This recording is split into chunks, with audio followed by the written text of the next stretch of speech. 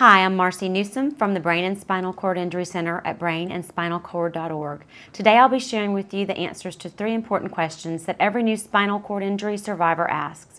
Be sure to check out our website for all relevant links and a recap of this article.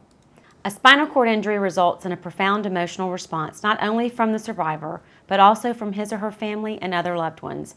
As they try to make sense of why this has happened, they also have a deep need to understand what's in store. A complete understanding about recovery and plans for the future is a key part of healing. Not only does it help the survivor focus on the treatment ahead, it's also a necessary step on the road to acceptance. The first thing that new spinal cord injury survivors must know is what factors will affect their recovery. The types of long-term disabilities associated with spinal cord injury will depend on the severity of the injury, the segment of the spinal cord at which the damage occurred, as well as which nerve fibers are damaged. The level along the spinal cord where the injury occurred is particularly helpful in determining the parts of the body that will be affected by the injury.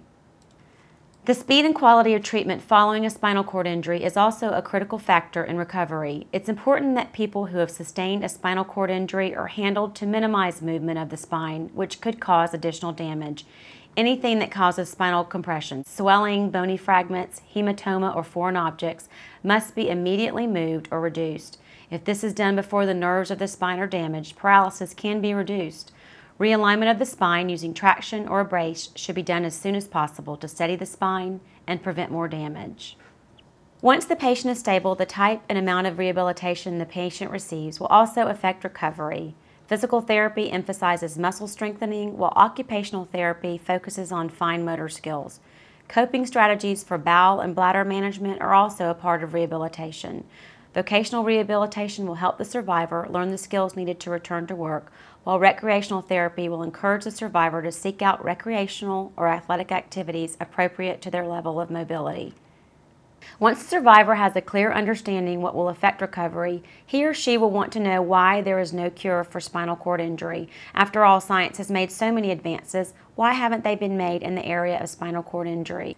Spinal cord injuries are very complicated. When the spine receives a sudden or traumatic blow, the axons in the spinal cord are torn and crushed beyond repair.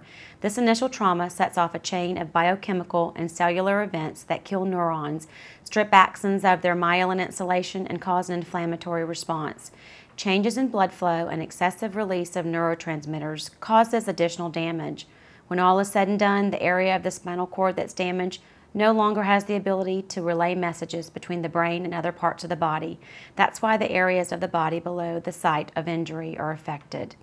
The other reason why there is no cure for spinal cord injury is that research is not as well funded as it is for more common types of injuries and diseases. Because spinal cord injury affects a relatively small population, research dollars are scarce. The bigger question is, will there ever be a cure? Complete restoration of the spinal cord would require the types of therapies that would reverse things like changes to the body and aging, and obviously there are currently no therapies able to do this. However, there are some therapies being studied that may restore some level of function to some people.